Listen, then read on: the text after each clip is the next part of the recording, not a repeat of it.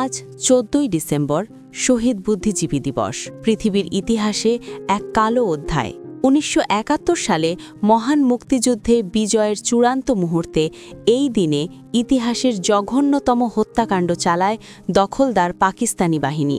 তাদের স্থানীয় দোসর রাজাকার আল বদর আল শামসের সদস্যরা বাংলার শ্রেষ্ঠ সন্তান বুদ্ধিজীবীদের নৃশংসভাবে হত্যা করে। পাকিস্তানি বাহিনীর নীল নকশা অনুযায়ী বাঙালি শিক্ষাবিদ, সাংবাদিক, সাহিত্যিক, চিকিৎসক, বিজ্ঞানী, আইনজীবী, শিল্পী, দার্শনিক ও রাজনৈতিক চিন্তাবিদেরা এ সুপরিকল্পিত হত্যাযজ্ঞের শিকার হন।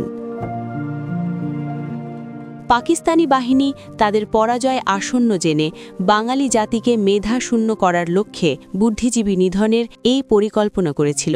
সেই স্মৃতি আজ গভীর বেদনায় স্মরণ করবে জাতি। ইতিহাসবিদদের মতে শুধু ১৪ই ডিসেম্বর নয়, ১৯৭১ সালের পুরো ডিসেম্বর মাস জুড়েই এই হত্যাকাণ্ড চলেছে। ওই সময় ১,০০০ থেকে ১,৫০০ বুদ্ধিজীবীকে হত্যা করা হয় বলে ধারণা করা হয়।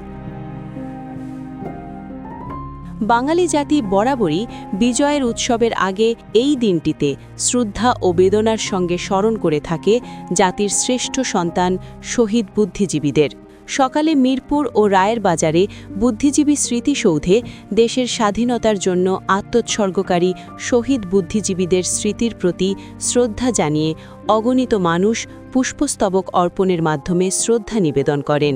দিবসটি উপলক্ষে রাষ্ট্রপতি মোহাম্মদ শাহাবুদ্দিন এবং প্রধান উপদেষ্টা ড. মোহাম্মদ ইউনুস শহীদ বুদ্ধিজীবীদের স্মৃতির প্রতি গভীর শ্রদ্ধা জানিয়ে পৃথক বাণী দিয়েছেন। যথাযোগ্য মর্যাদায় শহীদ বুদ্ধিজীবী দিবস পালনের লক্ষ্যে সরকারিভাবে বিভিন্ন কর্মসূচি গ্রহণ করা হয়েছে।